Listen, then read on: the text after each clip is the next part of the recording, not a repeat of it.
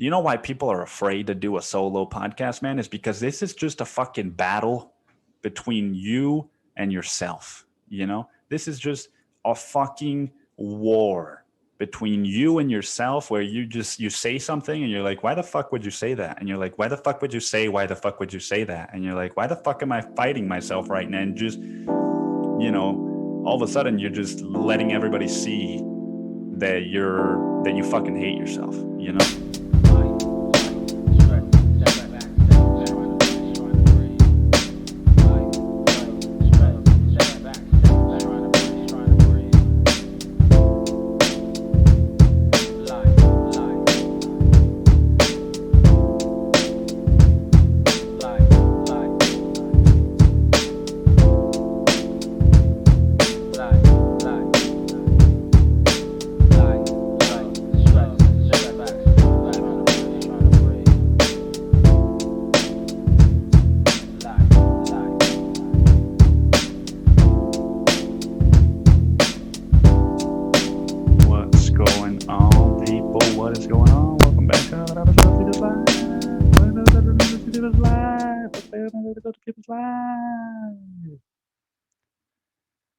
What's going on, man? Welcome to the fucking Pupils Life Podcast. Welcome to the fucking Pupils Life Podcast, episode 101.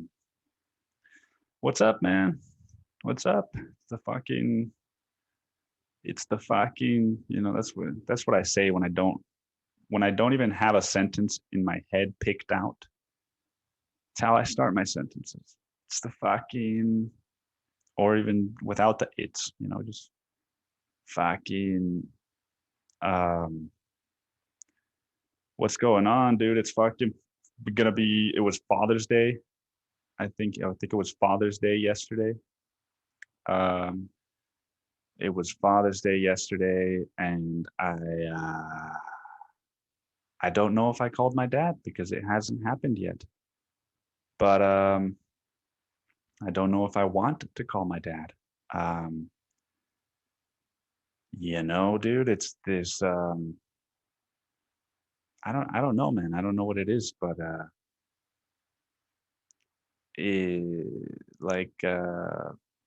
I don't know, maybe it's just fear, dude. Like, I'm recording this before Father's Day, and so I'm thinking, like, do I call my dad on Father's Day? Do I want to call my dad on Father's Day? And I don't really know that I do, but I don't know why I don't know that I do. I don't, I think it's just going to make me sad, or that's the whole thing, man.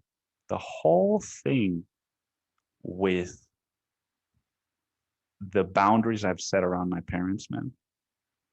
People always think it's because, and I don't actually, it's not most people, but there's just a few people that think that I don't speak to my parents. I don't speak to my mom at all, but I speak to my dad, every now and then. But there's people that think that I do that because I'm like, fuck you guys, fuck you up the ass, man. And, maybe in the past, I've stopped talking to them because of that. But this time, man, it's just like, do I want to call my dad for Father's Day or not, dude? It's like, I don't know how to do that. Like, I don't want to tell him about all the shit that I'm going through because I know what his response is going to be. And even more so, I know what the lack of is going to be. There's going to be a lack of empathy. There's going to be a lack of compassion. And I don't need that, man. I've already got fucking plenty of that. Like, I've got fucking plenty of that already, Dude, if there's one thing I've learned this weekend, it's that I've got fucking plenty of that. Plenty of lack of self-compassion. Plenty of lack of self-empathy, man. And not even just self, dude. Just fucking lack of empathy and compassion for self and for others, dude. And so it just feels like the safest thing, dude, is just to like try to like minimize my contact with these people, because at the end of the day,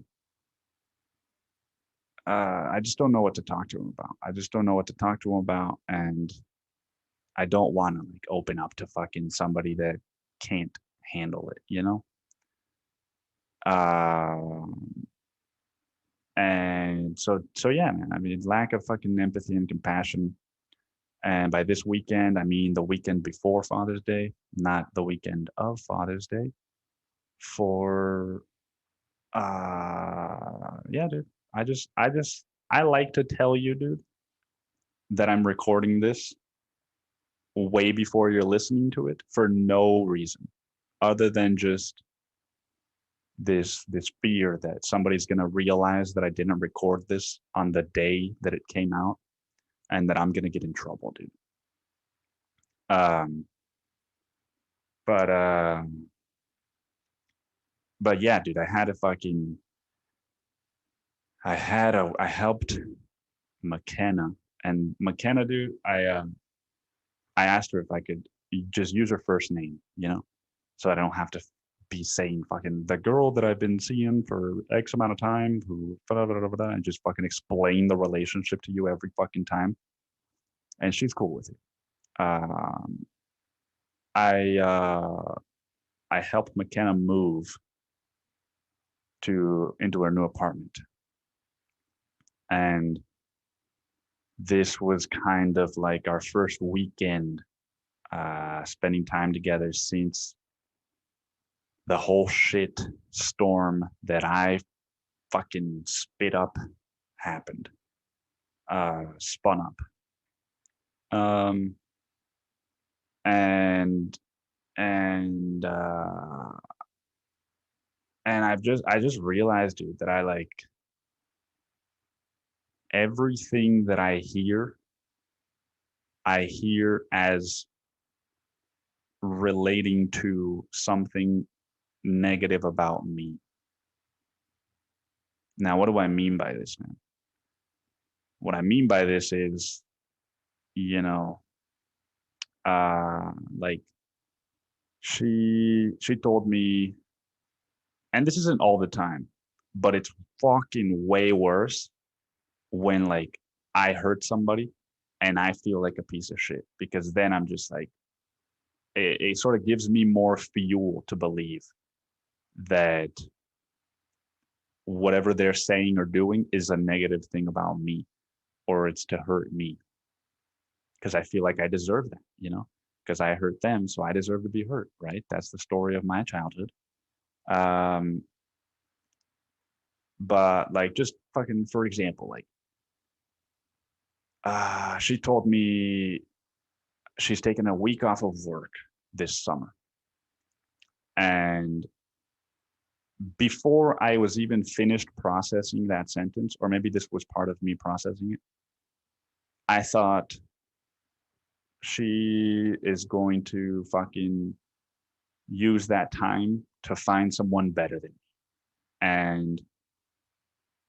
And at the end of that time, dude, I fucking might be on my own again. And I told my therapist about this, and he said, "Do you realize that the way that you're looking at it is because you don't believe that you deserve to even be a part of that week off?" And I'm just fucking, dude, it's unbelievable, man. It's fucking unbelievable what your brain can do. Like, here is this woman, dude, who really likes me, who has been, nothing but nice to me, and who I have a lot of fun with. And she's like, "Hey, I'm doing something good for myself. I'm taking a week off." And there is no part of me, dude. There's a zero part of me when I hear that thinks, "Ah, fuck yeah, dude." You know, I bet I'll get to see her an extra day that week. Or like, I'm excited to see if maybe We can fucking do what that I might also be part of the reason or part of what she wants to, fucking do in that week. Um, and it sucks, man. It just sucks to be in that fucking place all of the time. All of the time. I'm just fucking hyper aware. Where's the next threat gonna come from? Where's the next fucking, you know, where's the next end of the world feeling gonna emerge from? Um, and but dude, this weekend was I mean, again, dude, I say I've got a lack of empathy and compassion, and that informs the way that I'm talking about this because the reality is quite different, you know? My lived experience is one thing. The reality is quite different, dude. It's quite different. Um, dude, this weekend, I went through stages. I went back and forth through stages of feeling like I just needed to be fucking just do whatever this person wants because I made a mistake and I need to amend it. And the way that I amended mistakes in my childhood, the way that I learned to amend mistakes was to punish myself. And so I went through stages of punishing myself. I went through moments of just feeling like, intense sadness and overwhelm. And moments of just complete fucking mental panic where I'm like, I can't stop repeating the same fears over and over in my head. But on the flip side of that, dude, is that even as I was going through all of that, even as I was experiencing these little pockets of difficulty, I fucking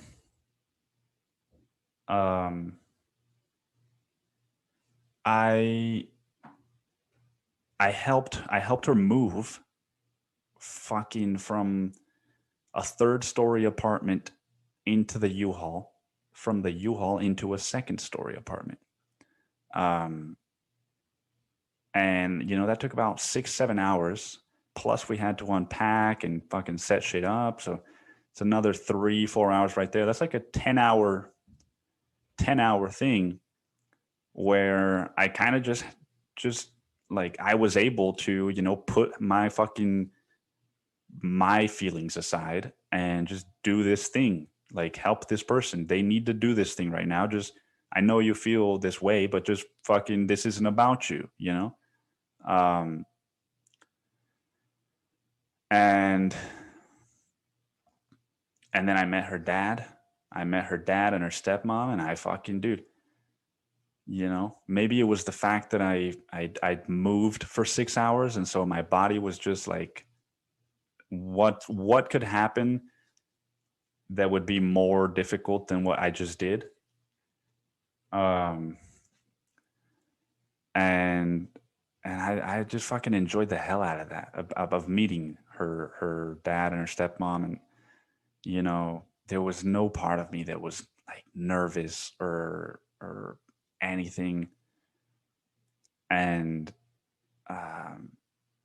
yeah, dude, I don't know. It was just easy. And I talked to my brother earlier in the week. Like, one of the things that I'm gonna start practicing is when I meet people that I'm nervous about, especially people in a romantic partner's life, whether that's friends, family, coworkers, whatever, dude.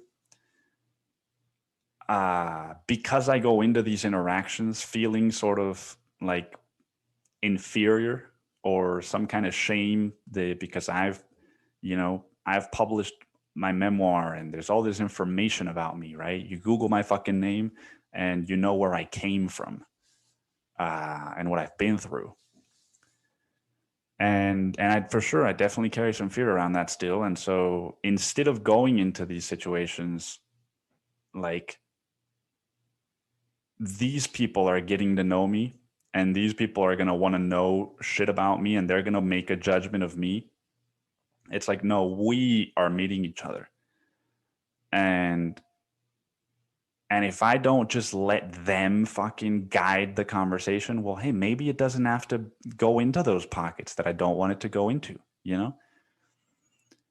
And it's kind of what I did with her dad. Was like, I mean, it was the four of us, right? So it's not just fucking me guiding the conversation, but like, I guess what I'm saying is that I also get to ask questions.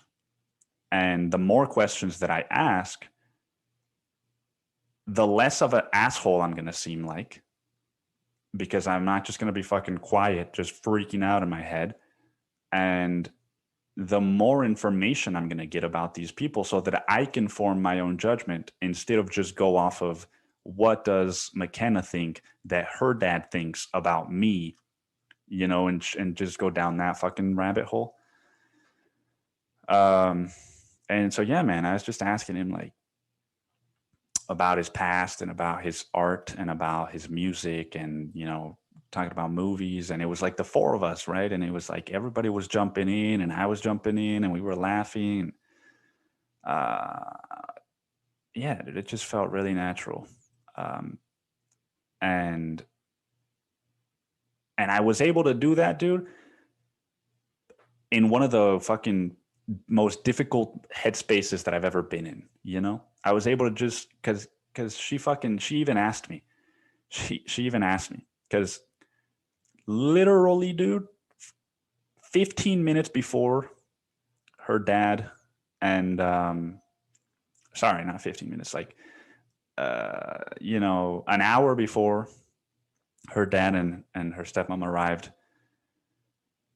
she was like, you know, we had just spent the whole day moving, and so she was like, maybe they could just come over tomorrow or something. And I asked her, do you not want them to come over? Or and she said like, no, I mean, I think I do want them to come over. And I said, you know, because I had been kind of like bouncing back and forth and feeling up and down, and it's like, are you worried that I don't want them to come over? And she just said like, yeah, like, are you sure you feel like okay with them coming over? Or like, are you sure you feel okay or up for? Are you sure you feel up for meeting him? And I said, don't even worry about it. I'm gonna charm the hell out of your dad, you know? And I've never said that before, dude. I've never said that before, much less ever done that before. And I genuinely feel like I did, you know? Not even charm, you know, the charm's the wrong word, but like, I just feel like I was myself. I just feel like I was myself, dude, and not the self that is just hates himself, you know? Which is, you know, it's a part of me, but it's not the part that I am most. It's the part that comes out when I'm, you know, thinking too much. So all that to say, man, you know, that, yeah, this was kind of like a sort of getting back on the same page weekend for us. And I just, like, if I was feeling sad, dude, I let myself feel sad. And if she asked me how I was feeling, I told her how I was feeling. And I also tried to, like, not just fucking, you know, let my feelings completely take over our interactions, you know. And I just feel like I don't give myself enough credit, man. I feel like I don't give myself enough credit a lot of the times. And this weekend, dude, I think I deserve a little bit of credit. And she does too, dude. She's just such a fucking baller, man. Like there's this sliver inside of me that is like just like dude. I don't even know what I was about to say, man. I completely just zoned out looking at the floor. Um,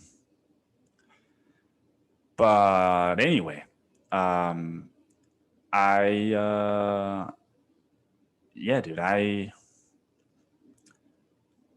to sort of you know end that segment on a positive, which dude, I just fucking that was a very positive thing. Why am I, dude?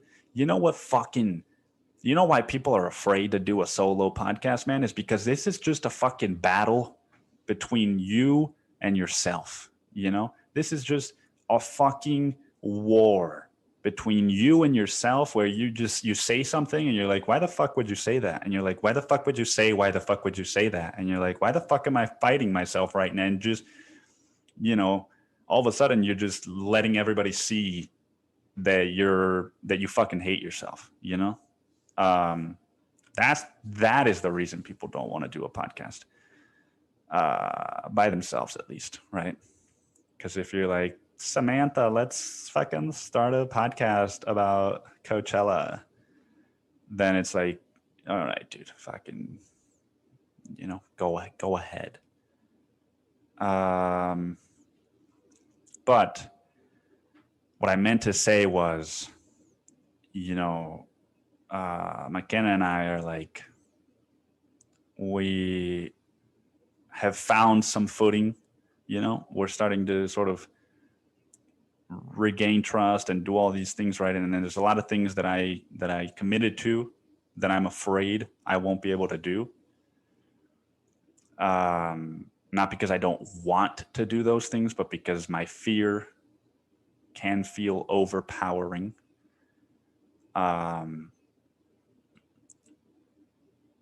Which is, this is one of the things that I have started to say more to her that I'm going to try to remind her of constantly is like, anytime you tell me something and it's hard for me to hear, I want you to remember that doesn't mean it's not because I don't want that for you or because I don't, I only want the best for you. Even if that means that I'm not a part of it. And that's just the facts, right? That's just at my core, that is what I want. And sometimes my feelings don't quite align with that because I'm really afraid, right? But I do that because I don't want, it's easy when you're like, let's say that I tell you like, I just fucking finished episode 100 of my podcast or whatever. And then you're my partner and you're me in that situation and you're just like thinking like, fuck, dude, he's probably going to become like, this really big podcaster and he's going to, run in bigger circles and, meet a way fucking cooler, more attractive woman. And that's going to be the story. That's going to be the end of it for me. That's what I would think. Like not with an example as silly as that, dude. But that is what I would think, just out of fear. And sometimes if you're asked how do you feel and you say, oh, I'm just afraid that you're going to meet somebody and blah blah, it can sound like, oh, like, so you're not excited for me. And it's like, I'm trying to include the full scope of what's going on now. Because it's important, man. Nobody fucking wants to be with somebody that's just is afraid all of the time. And and it can sound like you don't care about what is going on for them. And so I've been reminding her of that more. It's just like, just because this is difficult for me doesn't mean I don't want it, you know. Doesn't mean that I am not also happy that you're doing this, because I am. Um, there's just little fucking demons in my head that are like, you know, just trying to manipulate me, man. They're trying to fucking manipulate me, these fucking guys. Um, and so, dude, back to the earlier point, I've been feeling a little bit nervous and scared about how am I going to do this, you know? Um, I tend not to give myself enough credit. So the thing I'm trying to do is something I've never really been able to do, right? You know, give a romantic partner space and let them live their life too, and not just fucking like, it's okay for them to be happy, even if you weren't the person that directly made that happen. And that does not threaten your relationship with them. Um, you know, that little perspective has been really difficult for me my whole life. And so I was fucking, dude, I was just feeling like this is what I want to do and this is what I feel like I need to do. But I do feel like I need extra help. You know, I've got my therapist, I've got my friends, I've got, you know, my brother, got my writing, dude. I've got a lot of things in place, but it kind of, they all feel like they serve the same purpose. You know, they serve two purposes. I mean, they serve way more, but you know, they generally hit two branches, and those are to remind me that I am worth existing just because, you know, that people love me, that I'm a worthy human being. I'm not some fucking dry piece of shit on the pavement that you're just trying to scrape off, dude, and you get tired of trying to scrape it off, so you're just like, oh, you know what, dude, I'm just gonna fucking leave it there and let it disintegrate on its own, right? That isn't me. So that's one of the purposes that, you know, my creativity, my friends, my family helps me to remember. And the other one is to sort of process uh, information and feelings, right? If I can have a conversation with my therapist, you know, I can get a lot of I can make a lot of stuff go in my head and form maybe some connections. But but these things, there's I need something else that can help me get to the fucking bottom of it. And I finally pulled the trigger, man. You know, I've had this gun, dude, and I'm not talking about a literal gun, but I've had this metaphorical gun hanging in my closet, right? And it's had a little slip of paper coming out of the trigger that said, "Pull me, and I'll help." And I've just been looking at it every time I open my closet and being like, seems dangerous, you know? Seems like if I pull that, I might shoot myself in the foot. Because there's this guy that I've been wanting to email and ask for information regarding, you know, plant medicine therapy. And this is also somebody that I kind of, you know, think maybe one day I would like to have on my podcast. And so I was just like, well, do I do the podcast first or do I email them first? Like, what the fuck do I do? And it's also somebody that I look up to, right? So I was like, I don't want to be rejected by them. Um, but dude, the day came where I was just like, you need help, man. And help is staring you in the fucking face. pull that metaphorical trigger. And I did, man. And in less than a day, I I set up a fucking a session, dude, with this professional person. And I'll talk a little bit more about this in the future because it's all kind of secret, dude, and it's all kind of like hush hush. But yeah, like I just want to wait until some of it happens to talk about it. But I basically opened the door to do plant medicine therapy in like a fucking like legit scenario with somebody that is like a pro. And I yeah, I don't know, man. I'm gonna do an energy session, is what it's called. Just so that me and the person that I'll be doing this with can get to know each other better. And that's happening on Tuesday, so the day after you hear this. And from there, dude, who knows what'll happen, but it just feels finally like, okay, the floor is yours. The floor is yours, dude. All you have to do now is walk on it, and you're in deep water now. You're in deep water, and you just gotta fucking trust it, man. Trust it and let it go. Trust it and let it go, and just see what happens. I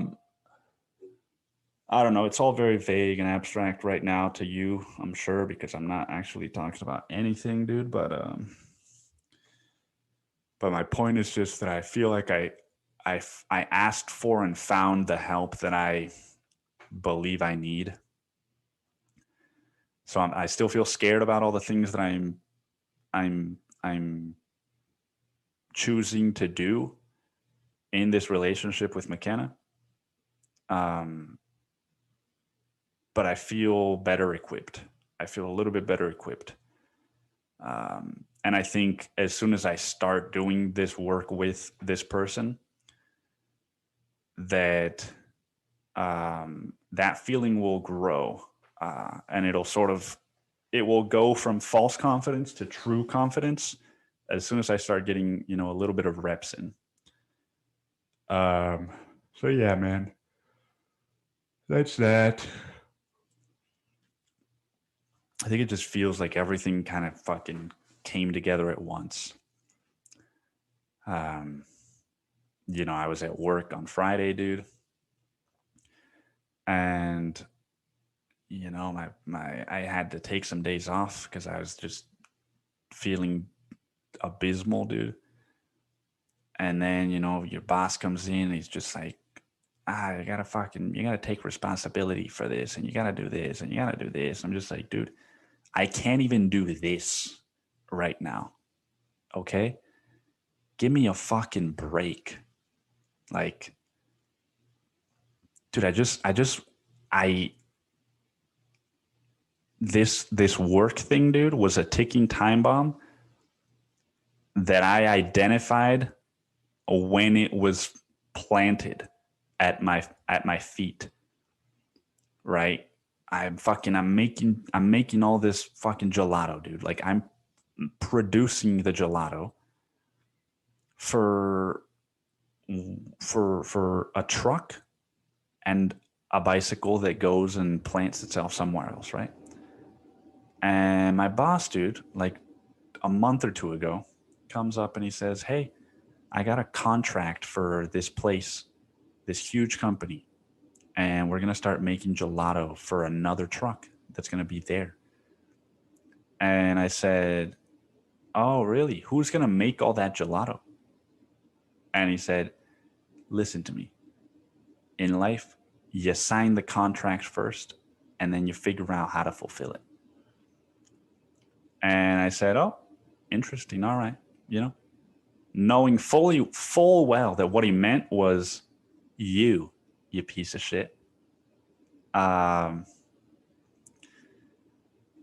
and so what do you know, man? What do you fucking know? That ticking time bomb just detonated on Friday.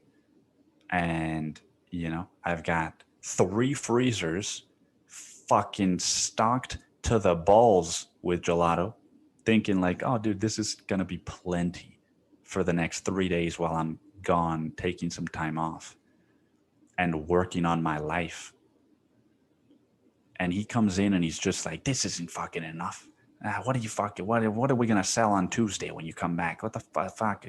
Just yelling, dude. And just like, I was just yelling back at him. And I'm like, dude, you're fucking lucky that I'm here right now. Right? I've got, my tonsils are swollen. My heart is broken, dude. My mind is just fucking loop on a fucking loop, and I came in early today. So fucking get off my back, dude. You fucking just dude. And yeah, I mean, I stood my fucking ground, so like at the end of the day, dude, fuck him.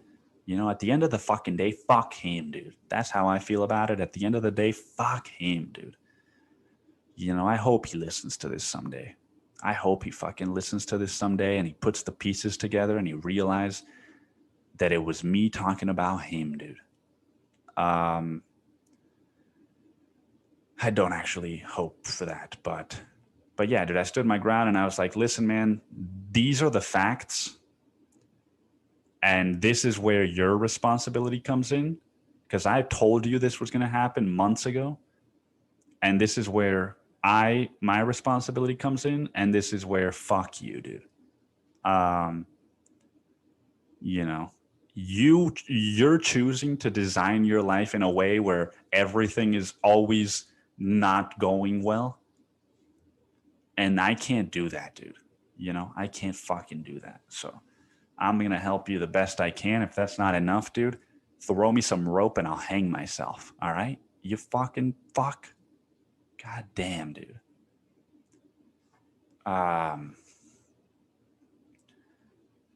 So there was that, dude. There was just my relationship, dude. There was, just I finished my fucking I finished the memoir, dude. I finished the new memoir that I've been working on for almost a year.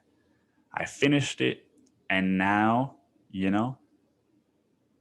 I am fucking just I don't have that sort of grounding project that I'm working on, and I'm just in this kind of limbo of like, all right, be with yourself for a little bit. Don't just jump right back in. And so now I don't have that pillar. And there's 2 big things in my life that are stressing me out, that I'm going through a difficult time with my low fucking self-esteem and self-confidence. My confidence just hit the fucking mud, dude, and is being fucking dragged by the neck along the mud. And it's just fucking life, dude. Like I don't understand it, man. I don't understand it sometimes. Like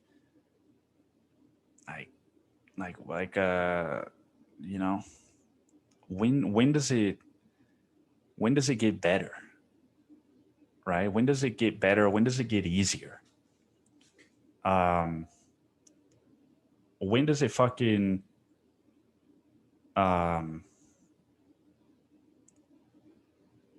when does it just like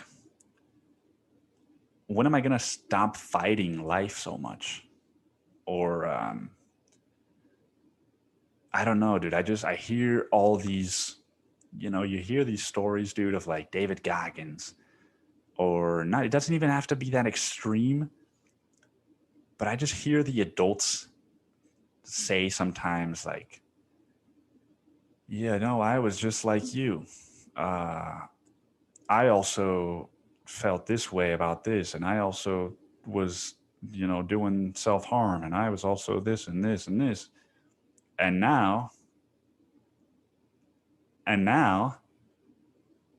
And now what, dude? And now what? And now it doesn't happen anymore? And now and now life is dandy? Like, why are you selling me this life lie, dude? Or is it just that I can't get there? Or is it just that it's too early? Which one is it? They say you can fucking turn your life around anytime you want. And then they also say, I had to learn my lessons the hard way and I had to fucking go through it for a while because I just was not ready. And it's like, dude, I'm fucking ready. Okay. Just fucking, if God is listening right now, dude, I'm fucking ready. I'm fucking ready, dude. Just fucking drop some parachutes with the lessons and I'll study up. I'll fucking study up. And it's just, I want to be able to just say like, yeah, dude, like I was a fucking prostitute and I was this and I cheated and I did this. And now I turned my life around, right? And again, dude, lack of empathy and compassion informs the way I talk about it. Because look at my life, dude. It's not the same that it was. I have turned some things around. I am being more honest. I am communicating how I feel more and better. And, dude, it's just hard to believe that what you're doing is working when your whole life you were taught that you're not shit, dude, and that you don't know how to do it. And that, fucking, and I'm not just talking about my parents, I'm talking about fucking school, dude. Just being in school, dude, and just being fucking, why aren't you doing this? You're not doing this right. You gotta fucking stop doing this. You can't. It's like I went to a school of teaching me how to not be myself and hate myself for wanting to be myself. Um, I don't know, dude. I don't fucking know. I don't fucking know. And it's enough, man. That's enough. I On Friday before the move, I went to a music show here in Austin with my brother, his girlfriend, and McKenna. And it was like a 3-band show with a surprise guest but this organization called Black Fret that's like supporting local musicians. And dude, the second band, they were like, we've got a surprise guest for you all. And the second band was Blue October, which to me was like, oh, dude, cool. I know that band. But like, I wasn't like, oh my God. But then the guy and like his fucking other guy came on. It was just 2 guys. And they started singing, dude. And he started singing and I started crying. And the more he sang, the more I cried. And it was just because of the place that I was in, the situation of just kind of seeing McKenna for the first time in 5 days and after what had happened and feeling like just really guilty and really badly about myself. And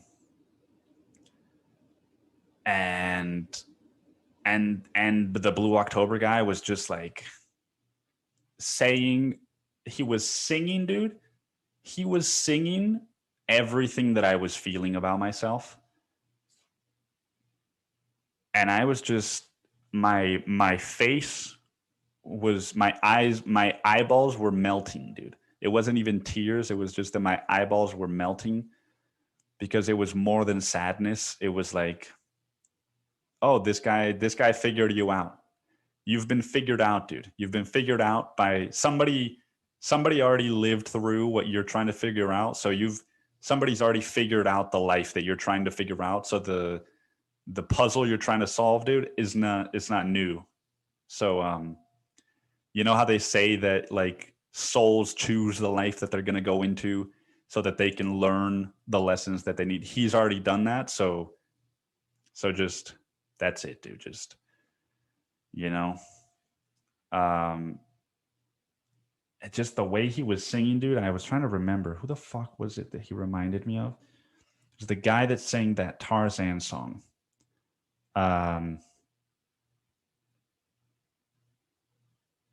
It was, oh, dude, was it fucking? It was fucking, dude. I knew it. I knew it was Phil Collins, dude. I knew it was Phil Collins.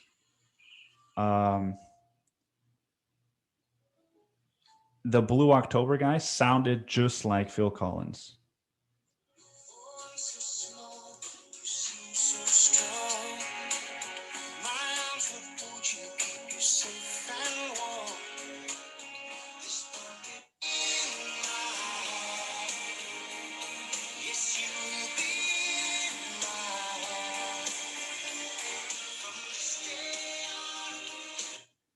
That's what he sounded like, dude, but just more emotional. And I've cried before at music shows, but I've never cried like that, you know. I cried when I saw Phoenix because it just was like, this is the music of my childhood, in a way, part of my childhood. But I just yeah, this was like an I can't not cry right now cry. And yeah, dude, I don't know, in a way it helped me release some fucking feelings. And you know, this is what I mean, is that like I think I just don't like what I'm feeling, and I'm just trying to like feel different. And that's why it's so difficult, because at the end of the day, man, like I'm feeling what I need to feel. I'm talking about it. I'm communicating it to my partner, my friends, and whatever. Like, the thing that I'm doing is just difficult, man. And so I'm trying to escape. But yeah, man, I finished the fucking memoir. I finished the memoir. And I finished it like a week or two ago. I just haven't talked about it because I've been so fucking busy, dude, talking about other shit. I finished the memoir, and it's 115,000 words. I'm going to try to get it as close to like 100 as I can. But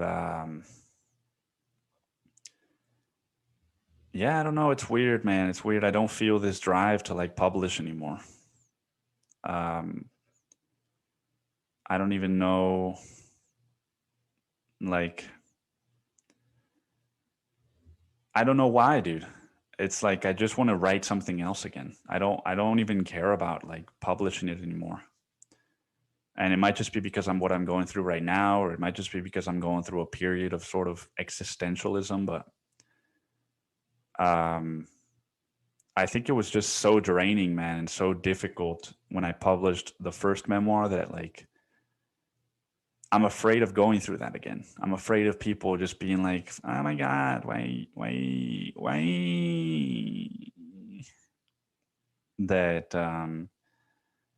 it's a, you know, it's like they say, dude, writing it is one part of the emotional process, and publishing it is a completely different part of it. And I just don't know, man. All right, I just don't know. Anyway, dude, I'm gonna cut it short. Because I don't answer to anyone. All right, I don't answer to you, Joker. That's the pupil's life, everybody. I fucked up my fucking hair today. I didn't even say that, dude. I haven't looked at the computer to see if I look like a fucking military brat or if I look like something that I could be more empathetic and understanding of. And maybe I look handsome today. I look attractive, don't I? Don't I look attractive?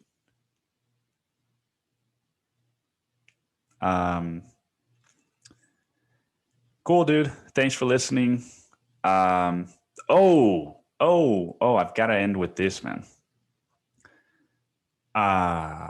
Somebody that listens to this podcast sent me a gift card for $100 for a very fancy restaurant here in Austin, here in Bruges, on a boat, or here in Bruges.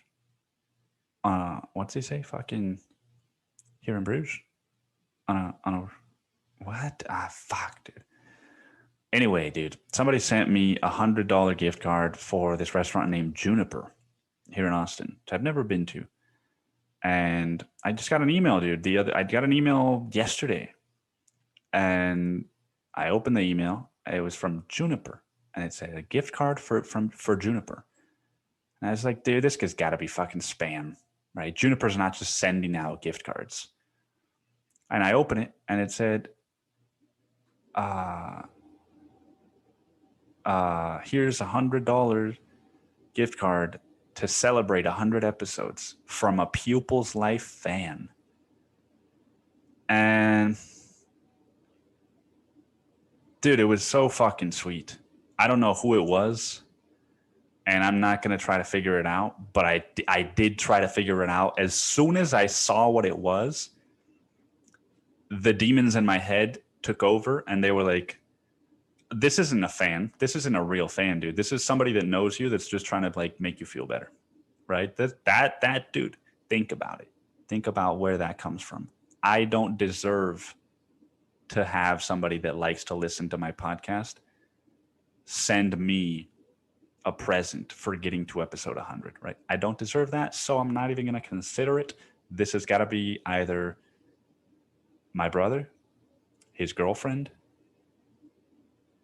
my mom, or my sister. Like it I don't know. I don't talk to my mom or my sister, so why would it be them? Right? It's instead of just being like, oh, dude, this is so sweet, this is so cool, I fucking was like that. There's a catch, dude. Where's the catch? Right? Like that James Blake song. Where's the catch? There's got to be a catch, dude.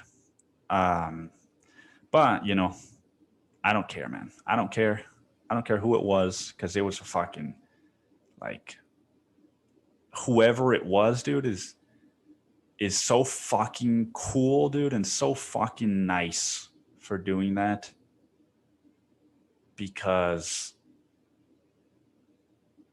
yeah, dude, like, I feel like people think that it's difficult to buy me gifts or to know what to buy me. And I'm just like, do you know how many things and experiences I want and how little money I have to fulfill those? Oh, you don't? Are you really? Do you really know me, dude? Do you really care about me? Do you really listen when I talk? Do you really hear the words that come out of my voice, my mouth?